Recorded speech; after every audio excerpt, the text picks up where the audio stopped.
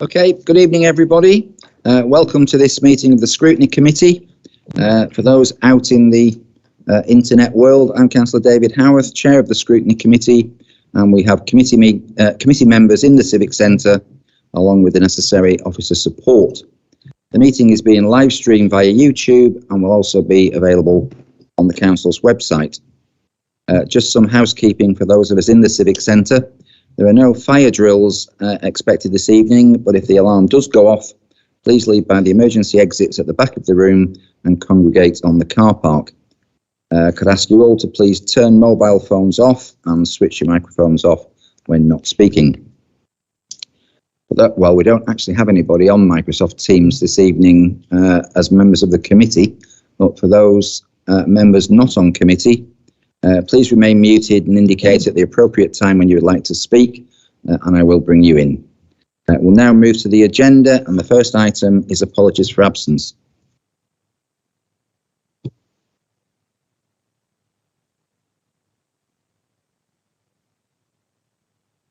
Okay, thank you.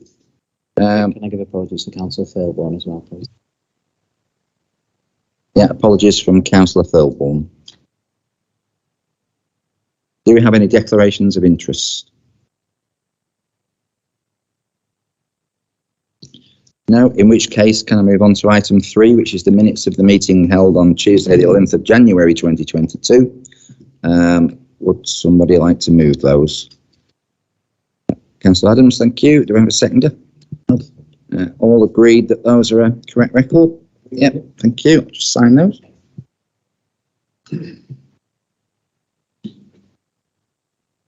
Put the date on. So that brings us to item 4, which is matters arising from previous Scrutiny Committee meetings. We have a number of items there, and some I believe we can now take off because they are completed. So, okay, happy to do that. Any questions coming out of those? No. In which case, if I can move on to item 5, which is the draft budget 2022-23 and the summary position over the medium term. And if I can welcome Councillor Matthew Tomlinson, the Cabinet Member for Finance, Property and Assets, who will present the report. It says with Louise Mattison, but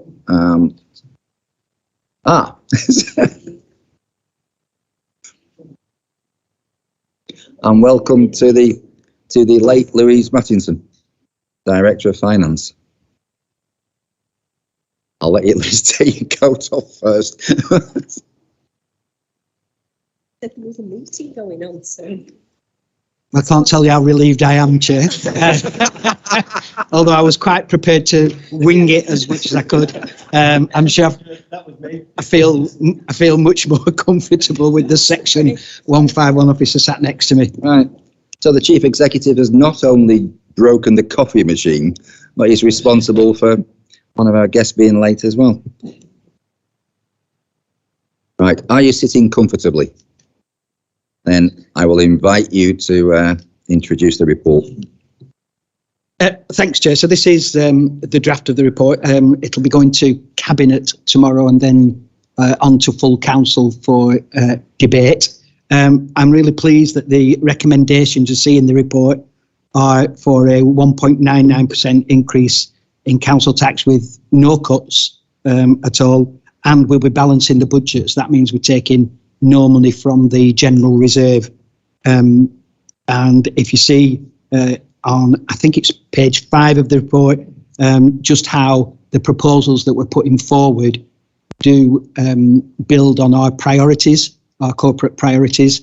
I know members of the Cabinet that I've been working on this with are really excited about the opportunities this brings us for the next 12 months. I would point out the beginning of the report goes to great length, as these budget reports always seem to do, around the uncertainty of our funding streams. I don't think anything's changed while I've been Cabinet Member for Finance. We go from year to year without really knowing what is ahead of us. So whether it's about business rates or the fair funding review, all those uncertainties are still with us. So we assume at the moment that things will carry on as they are There is a section there, bullet point 19, about the government's expectation that we will put council tax up by 1.99%. I would expect about 95% of local authorities, district level, will be putting the council tax up by that much. And with the fair funding review coming, there's a risk that if you don't put your council tax up by 1.99%, the government will assume that your figures say you don't need that funding in future. So I think it's a tightrope that we're trying to walk. You'll remember that we did freeze council tax last year, a phrase I've heard members say before. We don't put council tax up unless we have to, and we decided we didn't have to last year. But being reasonable and wondering about the fair funding review and what it's going to mean for the future of our funding, we've taken the view that the sensible thing to do, the prudent thing to do this year would be to put up that our precept. It's £4.44 a year if you're in a band D, and most of our residents are in houses that are less than band D. So most of our residents will see an increase of less than £4 a year in their council tax. And if you remember that in our first year we reduced the brown bin charges by £5 a year, actually most people, even after this, if they've got a brown bin, they'll still be paying South Ribble less in cash terms than they were when this administration was formed. Looking at some of the revenue monitoring that we've done in the past, Jos, we are going to have an underspend this year. We know we are. It's just not, we haven't finalised that, but whatever underspend we have will be put into reserves, and I would expect them to help fund some of the exciting things that are in this budget. Don't want to go on too much. I'm sure you've got lots of questions for me.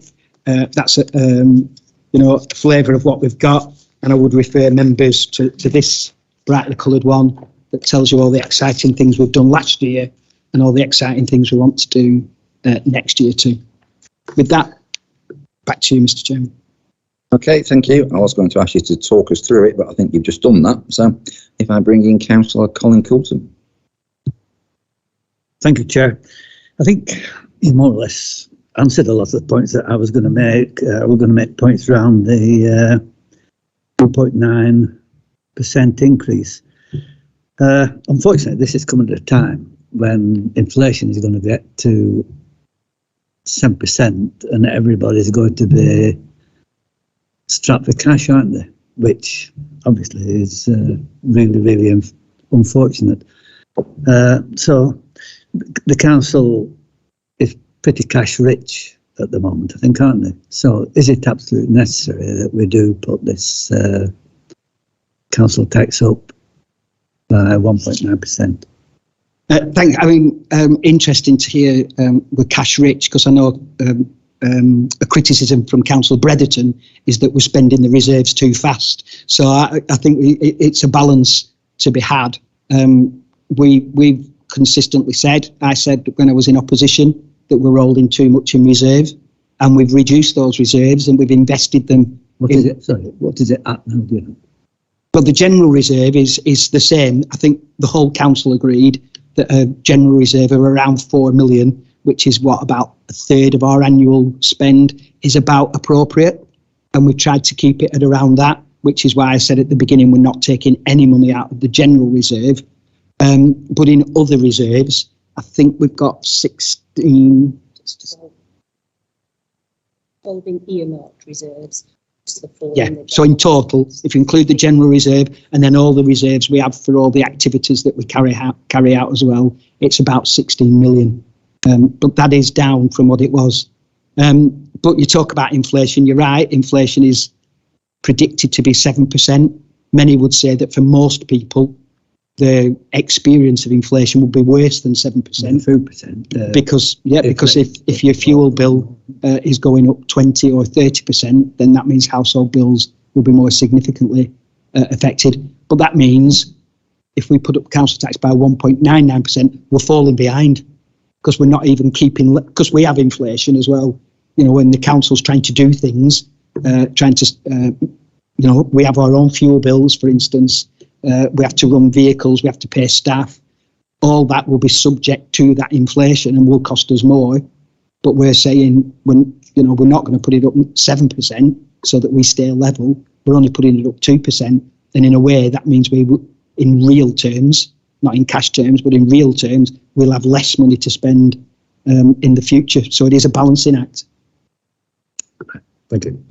Bring in Councillor Green. Thanks, Chairman. Can I welcome Councillor Tomlinson and our Director of Finance this evening.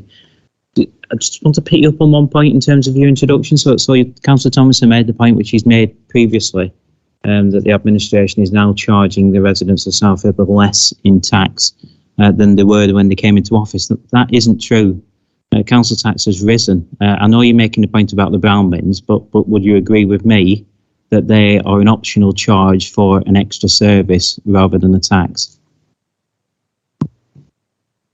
Yeah, this week of all weeks, I'm not going to tie myself in knots trying to explain what is true and what is not true, because I think we've seen other people do that to really awful outcomes. What I would say is, if you live in a Band C house and you have a brown bin, which is optional, but if you have a brown bin, you are now paying South Ribble Borough Council less money per year than you were when we took over at the beginning of this administration.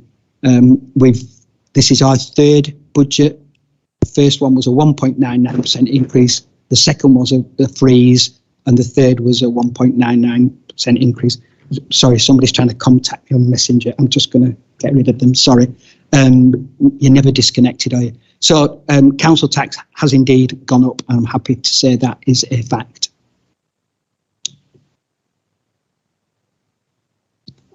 Karen. Thank you very much, Chair. Good evening. Good evening, Louise. Good evening to you. With reference to the recommendation of the report that there is no proposed cuts in service, can you explain some of what is meant by this? And is it realistic when forecasted savings of 376,000 from shared services are required? So all the services that we provide to our residents will continue. So that's the no cuts in service. There is no service that we currently provide that we are saying we will have to stop doing. Will we have to do some of them differently? Yes, that's the whole essence of shared services, is we will work with our partners in Chorley to deliver things as long as we can deliver them to the same level that people already get. Can it be done more efficiently? Can it save money? They're the three things that we look for. If the answer to any of those three is no, we won't look at shared services. But if we can do it better, if we can do it more efficiently, if we can do it more cheaply, then we'll look at it. But the services as they are will continue. Councillor Colin Sharples. Thank you, Chair. Welcome. Good evening. We talked about that projected 7% inflation increase. Does the budget actually include allowances for that inflation? How will this be handled from a budget perspective? So the new figure of 7% is fairly new. And as with any budgets, you develop them over time. And I'm not aware that we built 7% into our projected cost base. But if those come forward, all budgets move throughout the year.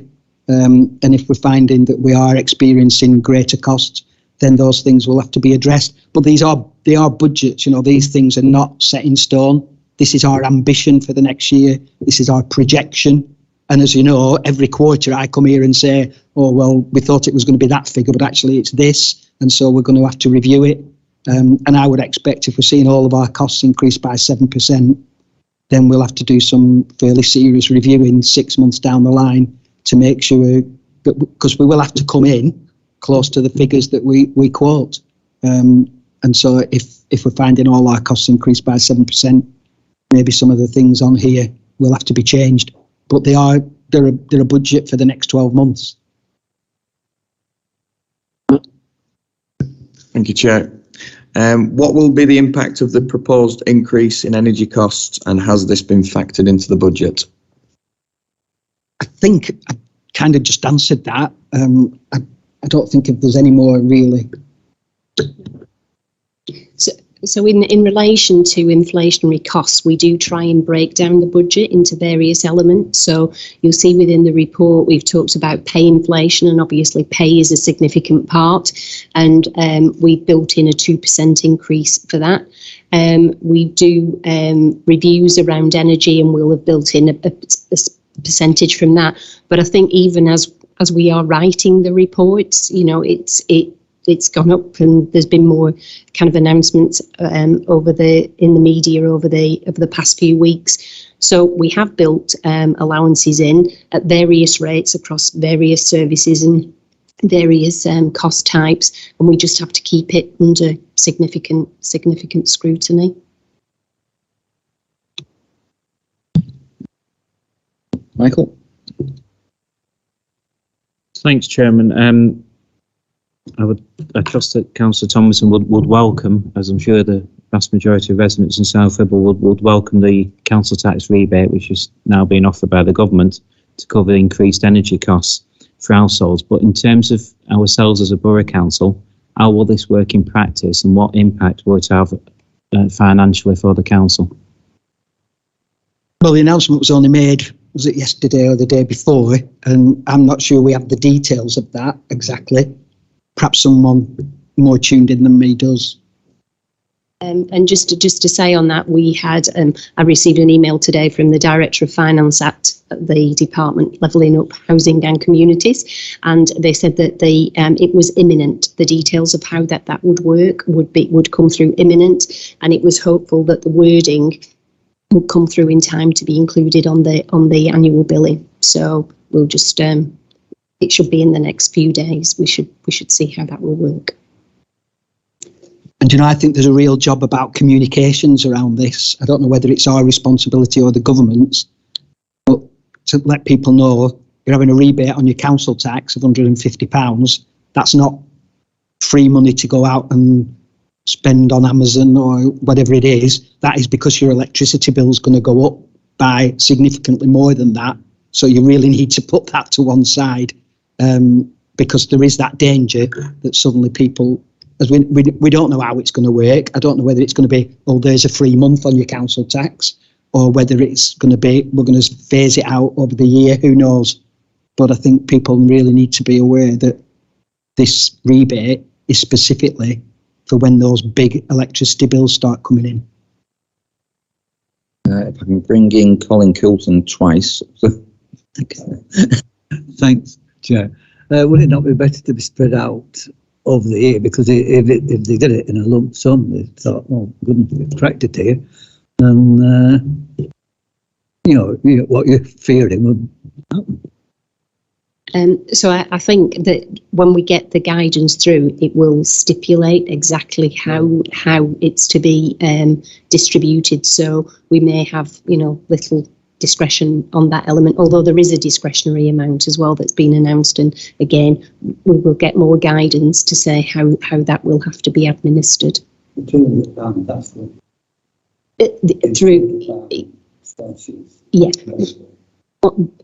I guess I wouldn't like to commit to anything until I get the writing, because these things change, and sometimes it's the clarification of the guidance to make sure we've got exactly the right interpretation there. Yeah. So just for clarity, tried to clear things up and made it more confusing there. Just for clarity, I think what Councillor Coulton was referring to was the £200 rebate. That's added to this. So there'll be so you'll get a rebate of £200 that you have to pay back over 5 years. So it's not a rebate, it's an interest-free loan. You get an interest-free loan to help, and you'll get the £150 as well. What we don't know about the £150 is how it's going to be managed, how it's going to be paid for.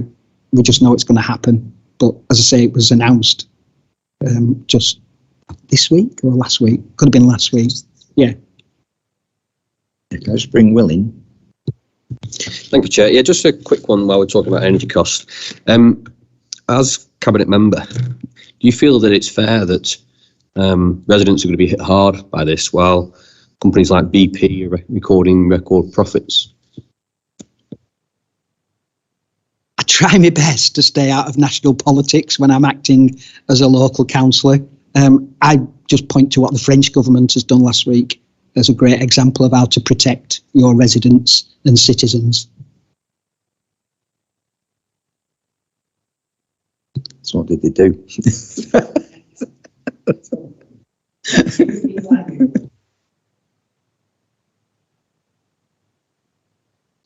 Okay, Colin. Thank you very much, Chair. Page 12, paragraph 7. The report says that the draft budget consultation ran for 10 days, which doesn't seem that long to me to carry out the consultation, to actually consult and then people to think about it and then to answer the consultation. What are your thoughts? The problem when we're setting our budget is we never know until Christmas how much we're going to get from the government. So I think I'm right in saying 2 or 3 years ago, we got told on the 23rd of December what the funding was going to be like. I think it was a little bit earlier this year, but to all intents and purposes, it was Christmas before we knew how much we were going to get. And so by the time then you have the Christmas break, and then you have to filter through all the figures and then draw it all into a budget that has to be consulted with the cabinet and the ruling group. So the time is very short, and it always has been. I know I'm hoping that next year, I said this 2 years ago, but COVID has stopped all that. I'm hoping that next year we can look at some very early consultation around the themes where we spend money, but it'll be difficult to actually, when people say, well, how much? Because we never know. We never actually know the figure until very, very late.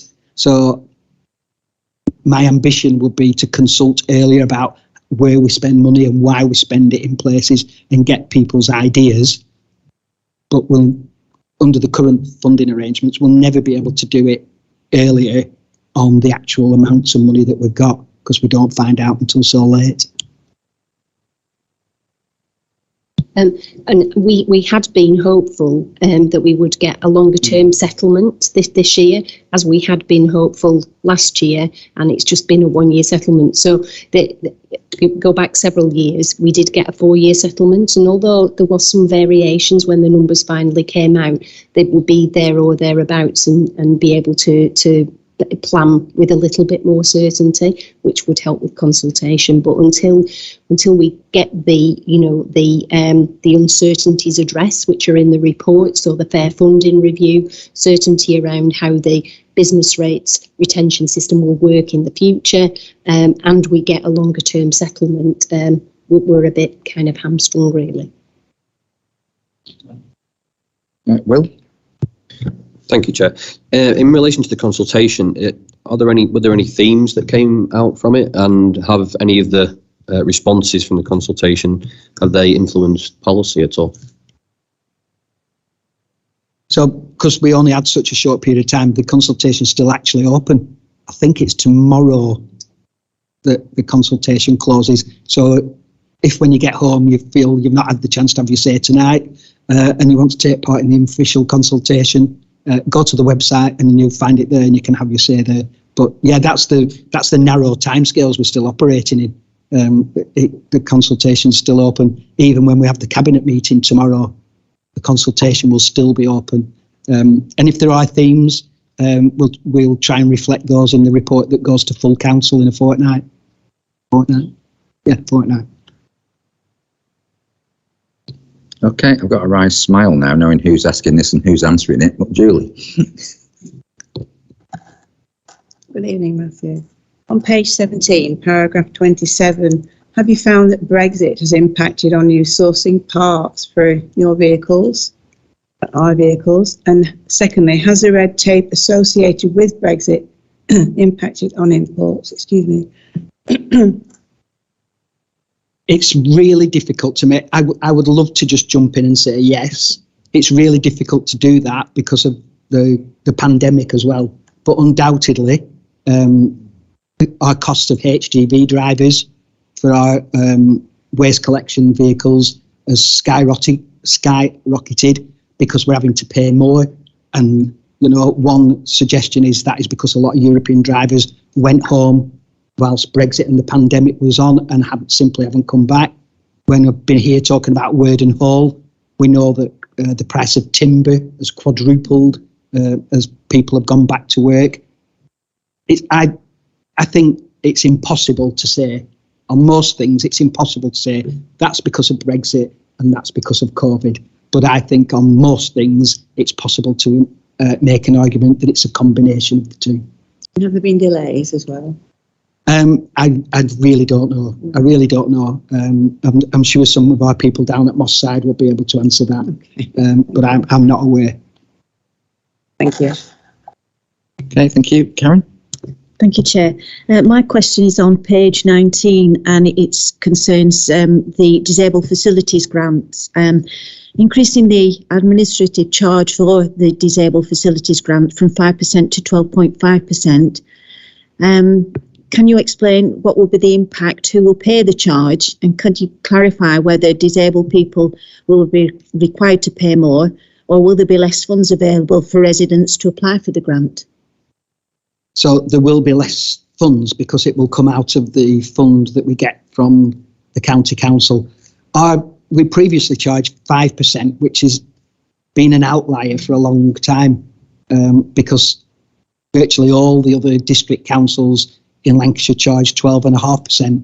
And when we were doing some benchmarking, because we look, what are we spending money on? What are other local authorities spending money on? What are our fees and charges? How does that compare to Preston or Chorley or West Lancashire? This one stood out really. It's been 5% for a long, long time. In fact, it was 0 3 or 4 years ago because we didn't spend any of the disabled facilities grant.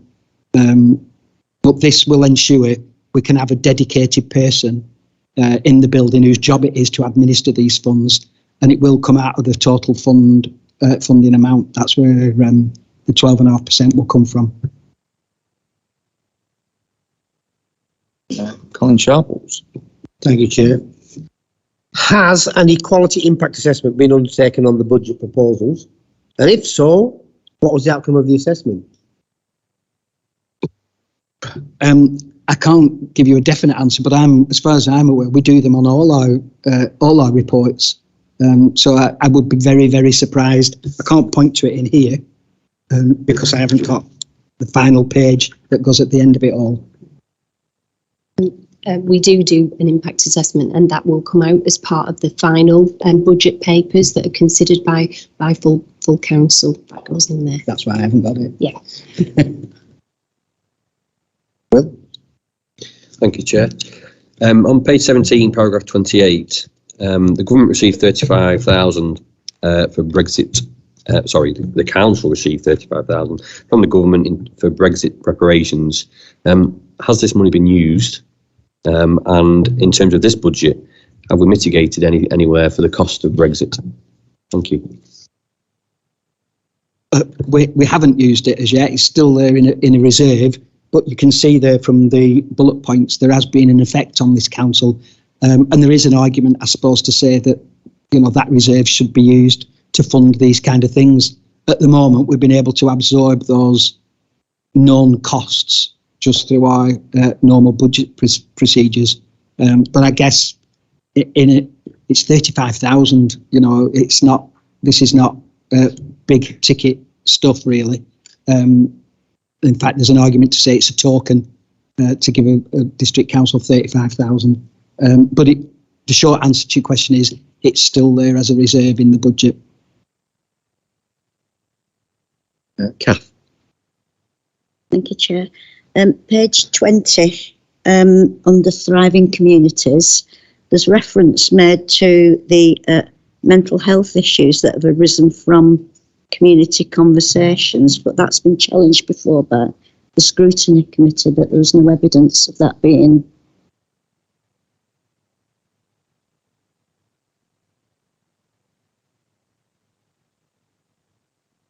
Sorry, Kath, I'm not sure what you're asking me.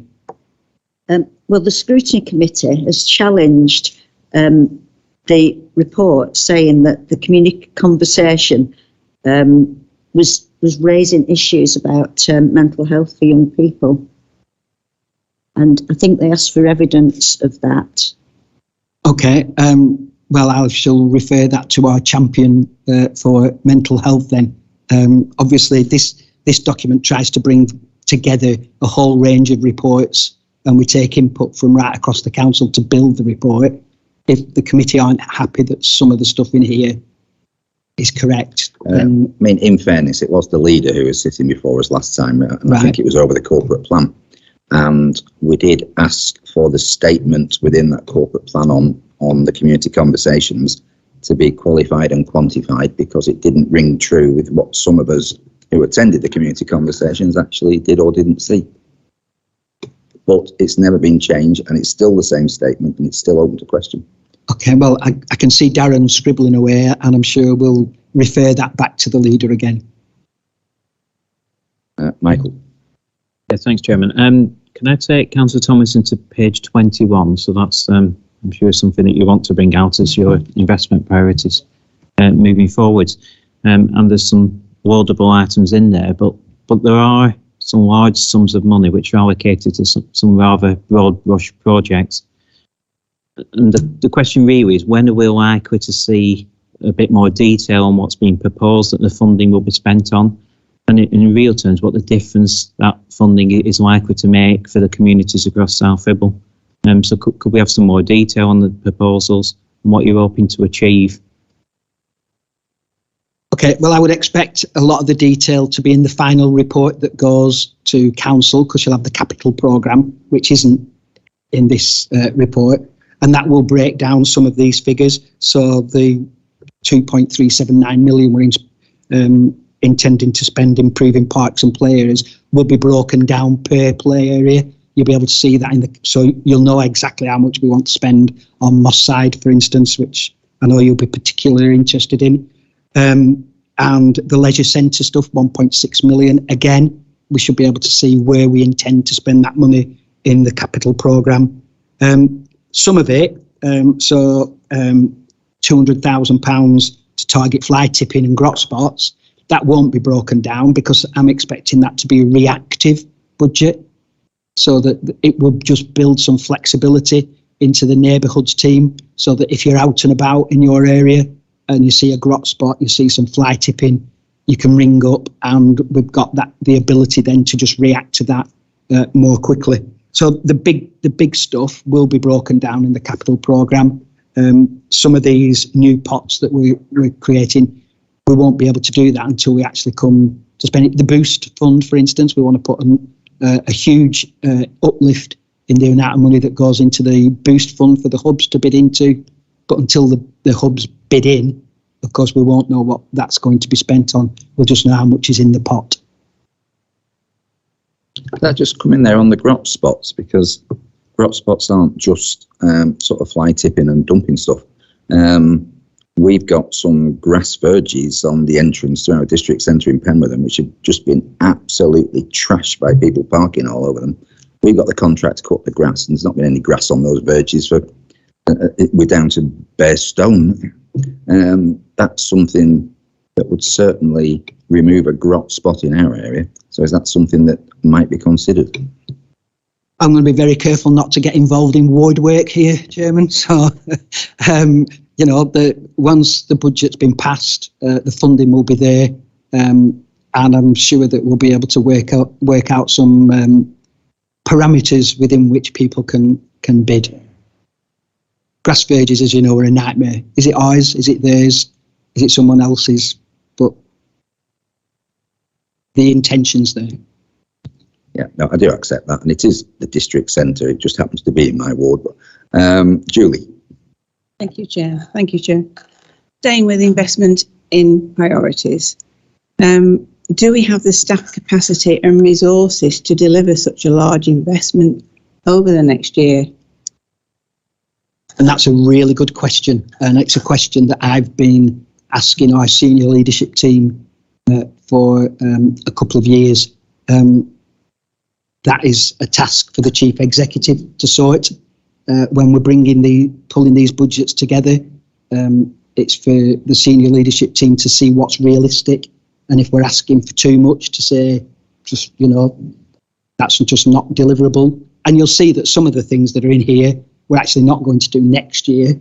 When the capital programme comes out, you'll see, I'll pluck an example, Margaret Road playground in Penwitham. We're going to put some money to one side, but we're not going to do that next year. It's going to be the year after. There's investments, I think, in playgrounds in Hutton and New Longton that we want to put forward, but they won't be next year. They'll be the year after. But we'll identify where the funding's coming from. We'll say when we're going to do it. But you're right, we have to be absolutely realistic about how much we can do in any one year. And then on some of the other things, we'll bring in outside people to help. So, for instance, Strawberry Valley Park Playground in Council Runsworth Patch is just about becoming completed now. That was managed by staff here, but the actual work of doing it, getting on site and doing the digging and putting the equipment on, was done by an outside contractor. So it's a mix and match approach, but it's really important to consider whether you've got capacity, because you can have all the plans in the world, and if there aren't people to deliver them, you're not going to get them done. And if we've consistently said we want to be a council that does things, but we don't want to be a council that over-promises and under-delivers.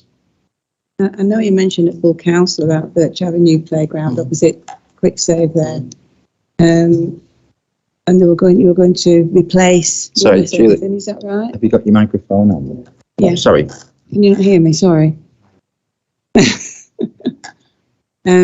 it going to be? You said it was all going to be replaced rather than maintained or made better. Is that right?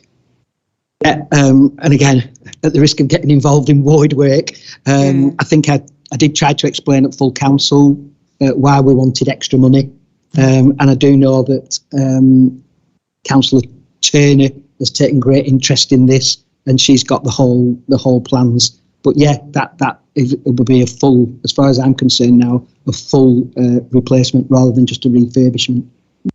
Okay, thank you very much. Will. Thank you, Chair. You've kind of already touched on this already, but on page 21 on the first bullet point, £2.3 million for the park and playground improvements. It doesn't seem a great deal of money in terms of the number of sites listed in there. What costings have taken place, and how realistic will it be to improve all these sites over the next financial year? Thank you. Okay, well, they are mixed, some of these. So while it is a long list, some of these will be £175,000 full refurbs, and some of them will be smaller improvements. So Strawberry Valley Park Bent Lane is in there. We've already spent a lot of money on that this year, but there will be something in the budget next year for some further works around a dementia garden that we've. It's got Wright's Fold, which is an old people's sheltered accommodation right next to it. So that will be fairly small. But that's the work that we want to do has all been costed, and that's what it comes to. But it does include work on all the playgrounds that you see in the list. Thank you. In relation, just on the same bullet point, Penwitham in 23-24, is that Margaret Road? Actually, we don't mention Margaret Road on here, do we? No, perhaps we should do. As the ward member, that's obviously we should do. You're right. Making sure. So we'll be doing the King George V playground in Penwitham in 23-24, but we will also be doing Margaret Road. We had the ambition to do Margaret Road next year, getting into void work again, but not United Utilities, the Environment Agency are doing major works around flood mitigation works along the banks of the River Ribble there, and they're going to have a big compound right next to Margaret Road Playground, and to have a compound next door and try and completely refurbish the playground, we've just decided it's just not doable. So we'll put the money into the budget, but it will be the year after when we do it, when we actually get to do it. But you're right, it probably should be listed in here. So is the money not already in the budget? Because I thought we'd put it in at the same time as Birch Avenue, but because of the works ongoing, we couldn't spend it. And so that money was in the budget and it slipped. So we did, as I said, we had an ambition to do that this year. So originally the funding, or a a big chunk of the funding was in this year, and now the whole project has slipped 12 months just to allow these people to get in and do the works that they want to do. Karen? Thank you. Mine, again, is continuing on this playground theme. Is there an actual playground strategy in place to ensure improvements are made on condition and need so that members can manage the expectation of their local residents in their wards? Because we get a lot of, people asking and ringing and complaining about playgrounds in our wards. That's so the list that we've done so far and the ambitions that we've got in the next 2 or 3 years are absolutely informed by the advice of our park staff. So all the ones that we've done so far, and again, I think I mentioned this briefly when I spoke to full council about Birch Avenue, all the ones we've done so far have been ones that have had no investment or no significant investment this century. As we get onto Birch Avenue and some of the others, these are now ones that had investment in the mid-noughties. And so we've got playgrounds around, and the one across from your house being an example, that had some investment in it 12 to 15 years ago. In an ideal world, we'd have loved to do it up now, but we're playing catch up because, this council did no significant investment in playgrounds from 2012 to 2019. There was a 7-year period where we did repairs, we patched up, but I think 1 year we spent a total of 40,000 on our playgrounds in that period, 40,000, and now we're saying next year we'll spend 2.37 million. So we are playing catch up, but as I said, the list is completely and utterly informed by the advice from people like Greg Clark in our parks team who know these playgrounds well. I could possibly just come in there. My understanding now is, because legislation keeps changing, is that if you actually take a piece of equipment out of a playground, you can't put it back in. So whereas previously you could repair a piece of equipment and put it back again, my understanding is you can't do that anymore. So we are looking at brand new equipment every time. And maybe somebody behind you might be able to advise me better on that. Notwithstanding, I didn't know that, and I've no reason to doubt what you're saying, but notwithstanding that, I think our residents now are expecting more, which we found with the consultation at Birch Avenue, where we were saying we were going to retain some of the original equipment, and the consultation comes back and they say, well, we've seen this fantastic playground at Grange or wherever it is that we've done them, Withy Grove, these fantastic playgrounds, we've seen all them, and that's what we want in our area. So I think, it's managing the expectations, but realising that people do expect a lot more. Colin Sharples. Thank you. Everybody else seems to have asked a question on that first bullet point, so am I. And you might have covered this anyway, but we understand that you can't move equipment from one site to another. We just discussed that. But what is the lifespan of equipment? Is it possible to perhaps leave some of it on, or do we always have to rip it out? Do we mix and match? Is there any evidence that it's always needed? Yeah, well, it depends what the equipment is, because there's a huge range of equipment on our playgrounds. But a set of metal goalposts will last forever, basically, and others will need repairing. But, some of the ones that we're moving on to refurb, they've still got usable but very dated equipment that's 20 years plus. Now,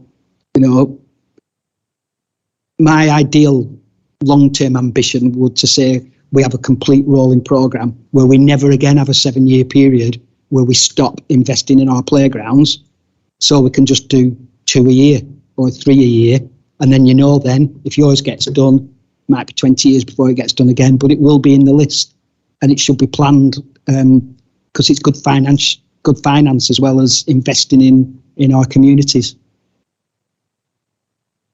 Sorry for stealing your thunder there. Can I bring Michael in? Thanks, Chairman. Third bullet point down is about the 3.1 million that we're investing in developing affordable homes on the Mackenzie Arms site. Could you clarify how that's being financed, please? Yeah, testing my memory. We got, I think it was 600 and something thousand from Homes England. I think we used about, no, you got me now. We used a chunk of Section 106 money from developers, for affordable homes. And do we take some from the borough investment account? Can you remember exactly? Bless you. No, I can't remember exactly. But the 3.1 includes Mackenzie. It's not entirely Mackenzie Home. So there's a few schemes that are in there. I haven't got that to memory, but I can absolutely provide it to the group. Yep. It is absolutely true though that it was 3 different tranches of money. So you remember me coming to council saying we're bidding for this funding from Homes England, and we got that. And there was some Section 106 monies that had been sat around for a while that developers have given us for the provision in lieu of providing affordable homes. And then I think we put some cash to it ourselves, but we'll get you the exact figures. We've already touched on the £200,000 for targeting grot spots, and I think how it's spent is sort of open to discussion. But does this mean that current resources are not sufficient, and what evidence is there that this is now needed?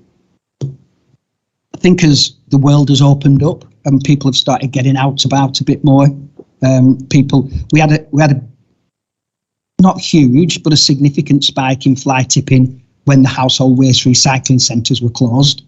That did seem to even off, but now as people are getting out and about a bit more, and certainly as members are getting out and about around the wards a bit more, we are getting reports, more reports of fly tipping. I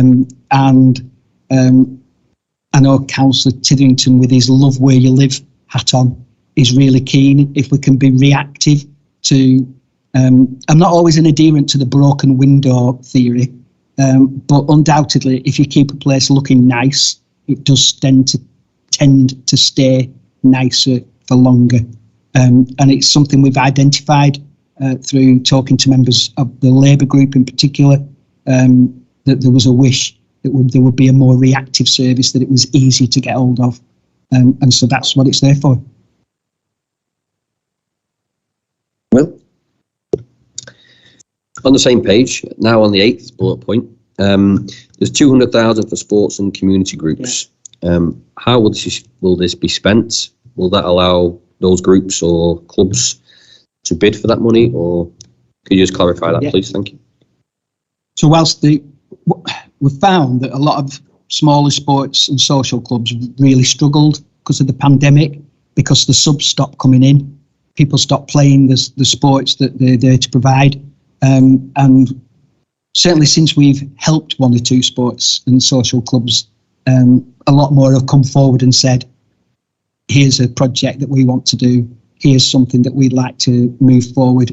Is there any chance of help with this? And we just didn't have a fund that said that.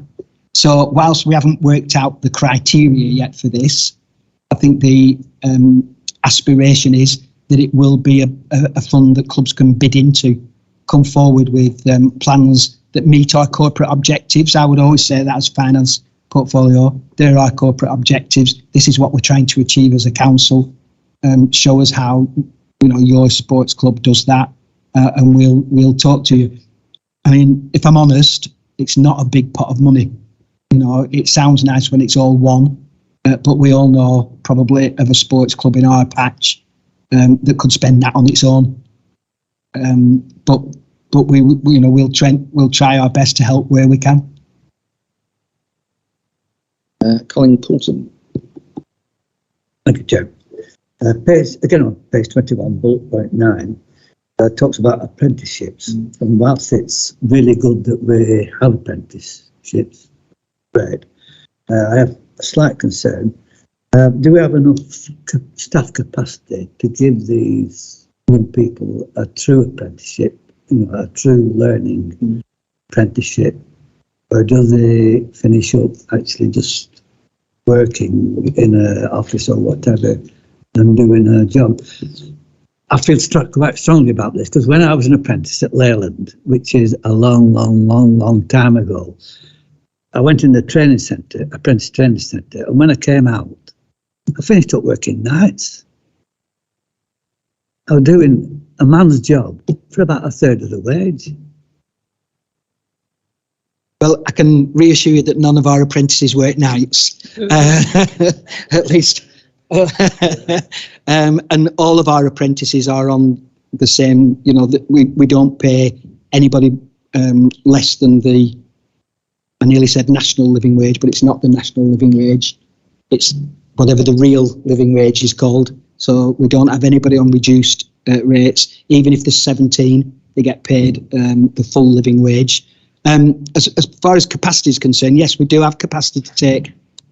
Apprenticeships have changed a lot. We have graduate apprentices now who come in, learn about local government, and I'm glad to say almost all go on to get full-time jobs in local government or elsewhere. Actually, we haven't got enough apprentices at the moment. Not that many. 4. Is it? Yeah. But the pandemic didn't help in recruiting, and it hasn't helped in recruiting across the board. But that's exactly what this fund's for. But your question's about capacity. Do we have capacity to really take these people on and train them? Yes, we do. Will they be just doing a full-time job that someone on full pay should be doing? No, they won't. And will they be working nights? No, they won't. Can I bring Will in? Thank you, Chair. Yeah, I think the administration should be commended in terms of the policy on apprentices. My question is more towards the wider community and how this council can support other businesses in terms of employing apprentices. We're obviously setting the precedent and a good example in terms of how we pay and treat our apprentices, but how can we have a greater impact within the community?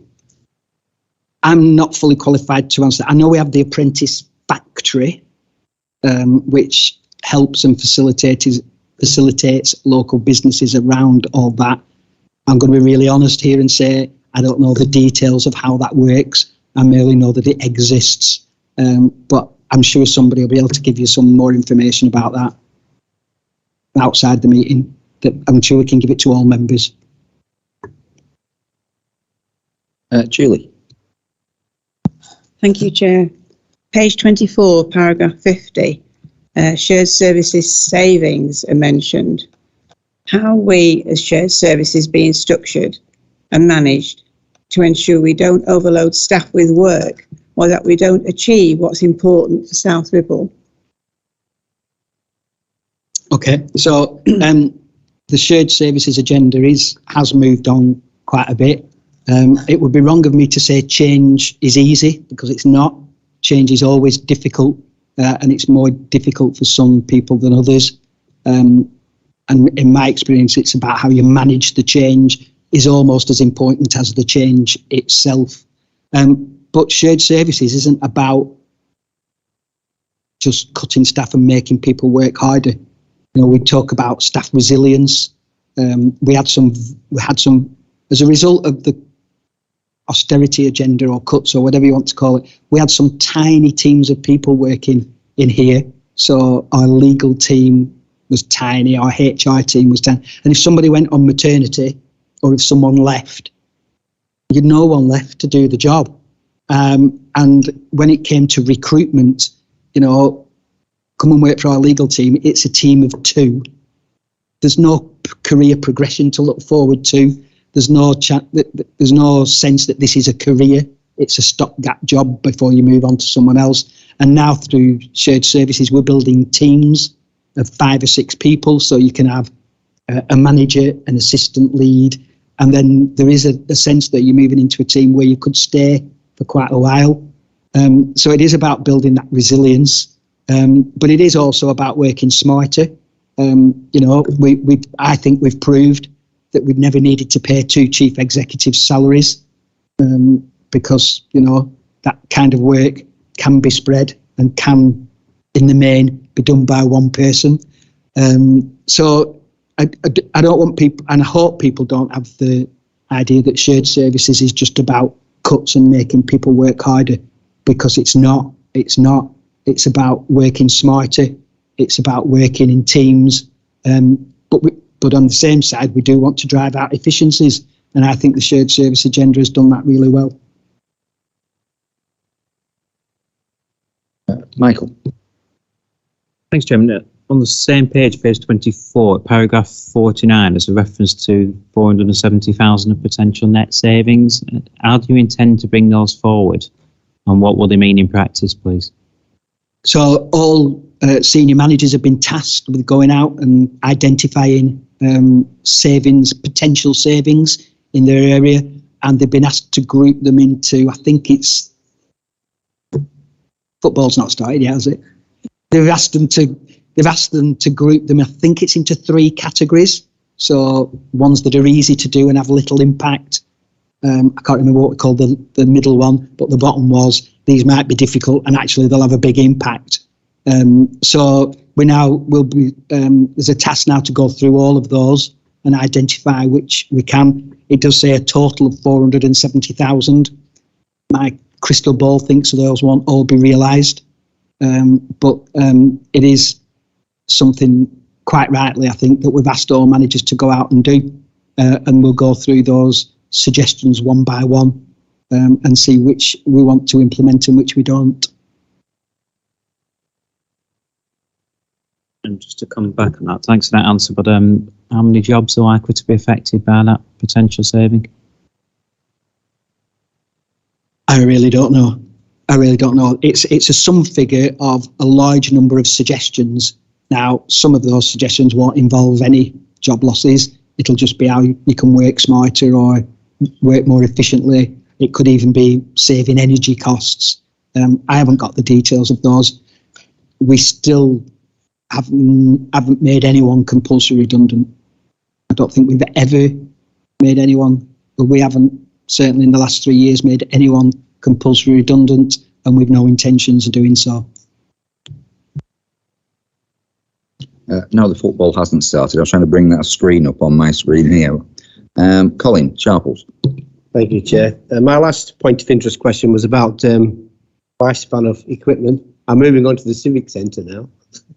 It actually refers to page 25, paragraph 50. The third bullet point talks about being carbon neutral by 2030. So my question is the Civic Centre, as a 70s building, fit for purpose for the 21st century, especially in achieving our carbon neutral ambitions? It's undoubtedly more difficult in a building that was built in the mid-1970s to be carbon neutral. But if you look around, you'll see we've done a lot. We've got solar panels on the roof now. All the windows have been replaced and updated. But I think, we do have this ambition of being carbon neutral, but there will undoubtedly be parts of the council that aren't and never will be carbon neutral. And we'll have to offset those with parts of the council, perhaps our parks, for instance, that are actually carbon negative. Is that even a thing? But I'm sure it is. But Worden Hall is a Grade 2 listed building. The museum at Leyland is even older than Worden Hall. They're never, if you're going to use them, be carbon neutral. It's just not feasible. So you have to work in other areas to make sure that you're being carbon negative to make the organisation as a whole carbon neutral. A new building is not in the offing then? Not that I'm aware of. You paused far too long there. Will. Thank you, Chair. Just take you to page 25 and looking at the reserves. You've mentioned previously about your desire to review the reserves to ensure they are appropriate for what they have been previously allocated for. Is this review now complete, and how confident is the Cabinet member, or yourself, that they are appropriate? Thank you. It's not complete because it ought to be a rolling programme, that these should be challenged regularly. I've never been of the view that a section manager can sit on £300,000 of reserves because he thinks he might need it. That's not what they're there for. These need to be planned for. The big figures in here, the business rates, there's so much, or there has been so much uncertainty about business rates. It was only really prudent while we were getting in more money than we thought to put some to one side. I still don't know what's going to happen with business rates. It's still unsure. The borough investment account there that's still showing 2.9 million, that will reduce significantly this year as we draw down the funds for Worden Hall. So all of these should be under constant review. They will be lower by the end of this administration than they were at the beginning, but that's only right because that's consistent with what I said when I was the finance portfolio holder for the opposition, that historically this council has sat on cash that belonged to the people of South Ribble and ought to be invested in this borough and not just sat in a bank account getting 0.1% interest. Karen. Yeah, thank you, Chair. The last question you'll be happy to take. It's about the capital programme. The capital programme hasn't been included in the report. So can you explain how the capital programme is agreed and what role should Scrutiny have in this, do you think? It's not been agreed because some of it wasn't, if I'm really honest, just wasn't completed in time. It is an ambitious capital programme. We've been doing some of the work that Councillor Buttery referred to about making sure it was realistic and was planned over a certain amount of time. When it's published, obviously, everybody will be able to see it. They'll be able to see what our plans are. I'm going to say something I don't enjoy saying. I think because I believe in scrutiny, in pre-scrutiny, but I think for the capital programme, the main job of scrutiny is to challenge it when it's published about that capacity, about it being really realistic. And when it doesn't deliver, as sadly some of the capital programme is always never delivered on time, is about why and what we can learn from it in future. Okay, do we have any other questions from members of committee? If not, are there any questions from members not on committee? Right, I can't see anybody indicating. We don't have any members of the public here. So, Darren, do we have recommendations? Thank you, Chair. Just some of the themes from the questions tonight. The Scrutiny Committee thanks the Cabinet Member and Director for their report and answering the detailed questions. The committee welcomes the assurance that there will be no cuts in council services. The committee supports the Cabinet Member's wish to consult earlier on the budget in future years. The committee asks that the report be updated to clarify that the community conversations were not aimed at supporting positive mental health in young people, as confirmed at a previous meeting. The committee asks that the refurbishment of Margaret Road Playground be included in the report for the year 2023-24. And the committee is provided with a breakdown of where the 3.1 million for affordable housing originates and the funding comes from. And the committee asks that information on the council's role in promoting apprenticeships with other organisations and acting as an exemplar be provided to members. Thank you, Chair. Okay, is there anything anybody would like to add to those? Anything anybody would like to take away? In which case, are those agreed? Thank you. So thank you for your attendance. You're probably gasping for a drink of water at least now, I would think.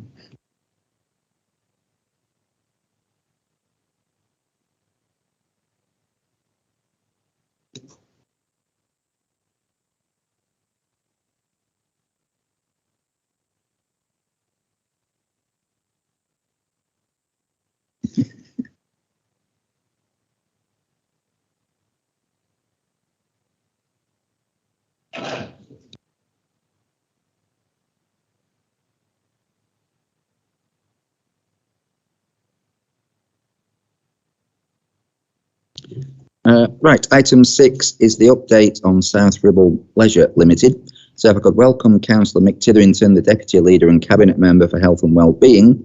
We have Mark Lester, who's phoned in remotely, and we have Neil Anderson, who's the Assistant Director, Projects and Development. So if I could ask you to make your introductory remarks. Thank you, Chair. I think the report our Scrutiny Committee considered the report in October 21, and at that meeting you requested that there be regular updates on the progress in relation to the South Ribble Leisure Limited the company that we had set up. And that's why we're here this evening, just to remind people of the committee of the purpose of the company, the South Ribble Leisure Limited, is for it to operate on a commercially viable non-profit basis, but to provide top-class facilities for residents. So, I mean, I think if you look at the report, I think it outlines the progress that has been made and some of the challenges going forward. And with that, I'm prepared to answer any questions that the committee may have.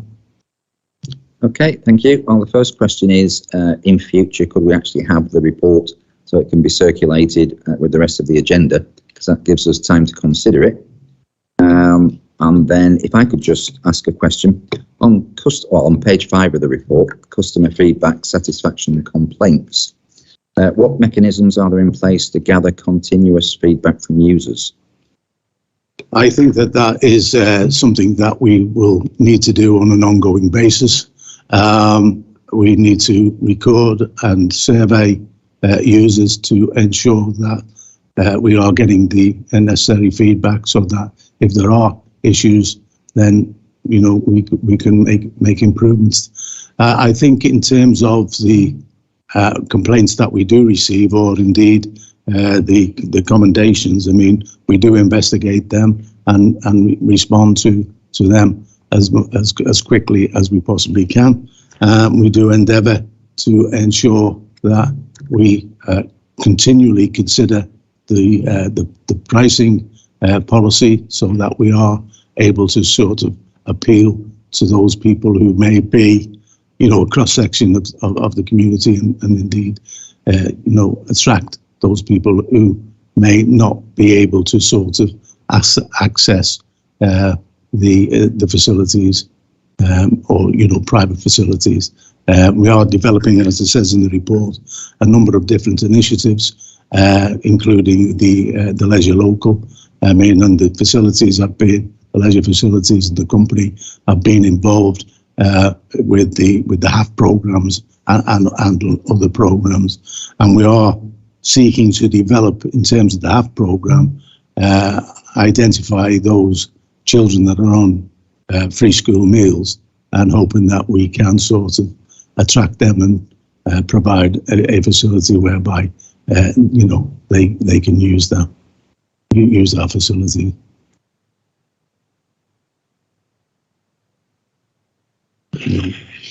Can we go to that? We also have a live website now, which customers are welcome to comment through. We also have a leisure app, which people can comment through. And in the next financial year, there'll be a full customer survey of users and non-users as part of the company's Quest accreditation process. And that will take place before September this year. Okay, thank you. Can I throw it open to committee? Will? Thank you, Chair. On page 5, on paragraph 13, it says that a full draft business plan has been completed, but obviously needs to be signed off by the Board of Directors and ultimately Cabinet. Will the Scrutiny Committee be able to see that business plan? And who are the company directors and how are they appointed? Thank you. Well, the answer is that you will be able to see that plan. I mean, going forward, I mean, it is a plan that we will have to implement. The directors of the company are Mark Lester, who is one of the directors, Chris Moisher, who is the Secretary Monitoring Officer, and Louise Mattinson is Director of Finance. So they're the 3 company directors, yeah. Karen? Thank you, Chair. My question is on page 6. It concerns the South Ribble HAF programme, which was successful during the summer holidays, and I see that it was carried out during the Christmas holidays, and the report will shortly be available. Will we be able to see that at Scrutiny? Yes, absolutely. Okay. Yeah, right. And Chairman, we've also got confirmation. There's also been confirmation that HAF funding will be available for 3 years. So Scrutiny will get the opportunity to see reports on the HAF progress. I can ask another one. Again, on page 6, on item 24, the IT issues, can you confirm that all the problems have been resolved now with the IT issues? No, I can't. There's no doubt about it. I mean, I think everybody is aware that we had a major problem in relation to IT transferring over from the Serco Legend system to the Leisure Limited Legend section. But, I mean, things have considerably improved. I think as Neil mentioned, is that we've now got the app up and running. I think we've also got, we're able to sort of take telephone calls a lot quicker than what we did.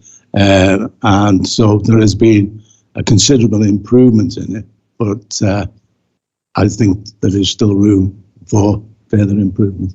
I mean, and well, members will know is that we are investing quite a considerable amount of money into the IT system. So hopefully that will bring benefits to the company.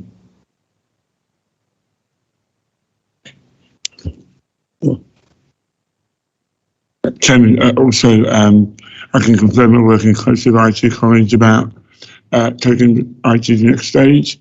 So it's about trying to now improve the infrastructure and connectivity to the centres, and we're working closely with IT to do that. And that will take us beyond where we were on the previous operator, because we're introducing that public Wi-Fi, the ability of the teachers to teach on poolside using iPads. So there is a very fair comment to say there has been some IT issues. We're working really closely with IT College now, and when the investment that is now available, we can take it to the next level in terms of IT capabilities at the leisure centres. Okay, Michael. Thanks, Chairman. With regard to the new leisure local action plan that's been developed, would it be possible for us to see a copy of that? And particularly welcome that, because we need to tackle some health inequalities across the borough. And would it be helpful if Scrutiny looked at reviewing progress against that in a few months' time to see how we're actually doing and how we can improve it still further?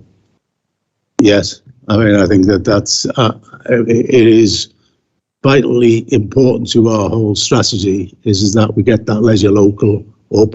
I mean, I think everybody knows is that what we're looking to do is to make access to activity as easy as possible. And I welcome any input from Scrutiny or indeed anybody else who can put suggestions forward that would help us to achieve that. So yeah, yes and yes. Will. Thank you, Chair. Just on page 6, paragraph 25, looking at the terms and conditions for the leisure company staff. It says there that the company is seeking to review staff terms and conditions to address the variations there, and where possible equalise those with those members of staff of the council. When are we seeking that review will be complete? And if so, when will the policy on that be changed? Thank you. Well, we did inherit a whole host of different terms and conditions. I mean, some of the staff have been with us when we with the council when they transferred over to Serco. Some staff have been taken on by Serco, so there is a sort of, a number of different sort of terms and conditions that are there. It's our intention to harmonise that. And I think I can confidently say is that while we do that, almost all staff will benefit in terms of the terms and conditions. We haven't started commencing discussions and negotiations with the unions yet, but we are in the process of constructing those terms and conditions that will hopefully harmonise the current staff. That will, at least as far as we possibly can, be comparable to what council staff enjoy. Karen? Sorry, Will has asked my question. Right, do we have any other questions from members of committee? I've just got a quick one. I couldn't help but notice over the past couple of days on social media that we're still promoting swimming sessions for families of 4. Do we have swimming sessions for families of 2, 3, 5, 7?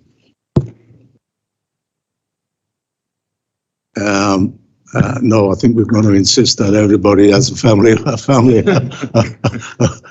of 4.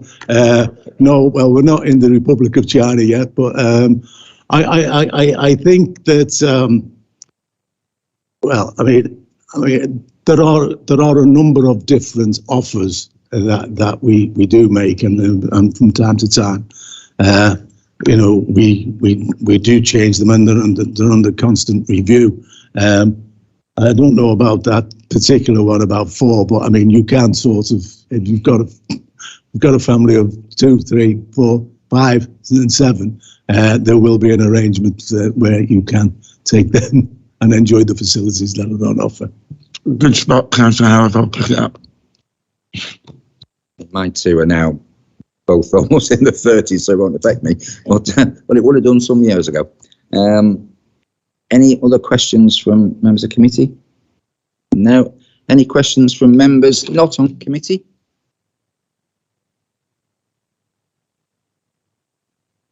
No, in which case, again, we don't have any members of the public, so recommendations. Thank you, Chair. Just some of the themes from tonight.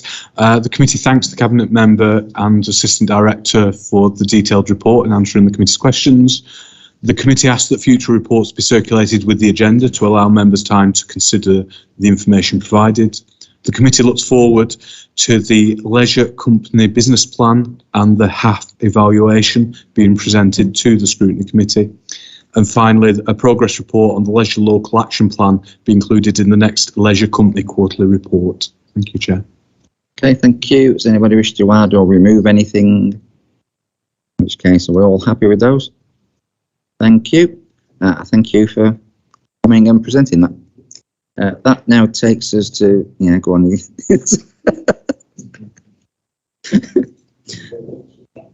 There's lots of football on tonight, and Councillor Titherington wishes to go and be miserable for the next hour or so, couple of hours. Item 7 is scrutiny matters. Item A, Lancashire Health Scrutiny Committee. I did attend this 5 days ago, actually. The last meeting was the 1st of February. There were 2 main items on the agenda. The first one was the enhanced network model of acute stroke care and rehabilitation in Lancashire and South Cumbria, although this did tend to cover more South Cumbria down to Preston than coming any further south and covering South Ribble. But there were a number of items raised there as to why they're doing this, and again, lack of acute stroke care it is one of the reasons for a new model. But all of the report is on the County Council website if you wish to go and read that. The second item was an update on housing with care and support strategy, and interestingly, a number of members did go out to look at the facility at Chorley, whose name is it Tapton Gardens we went to have a look at? Primrose Gardens, sorry. And obviously we're looking at doing something very similar next to the Civic Centre here. So that report was of great interest as well. And again, there is a report document on the County Council's website. So Dan, you might want to circulate that one actually. But it's there for people to go and look at if you wish to. Meetings and training attended by Scrutiny Committee members. I don't know if anybody has anything to feed back. No, not on this occasion. That takes us to the Cabinet Forward Plan. Members are asked to flag anything of interest from the Cabinet Forward Plan that you may wish to look at. Not on this occasion either, so no doubt we will bring something forward in future. And the Scrutiny Committee Forward Plan is the final item. Members are asked to review their forward plan for future meetings.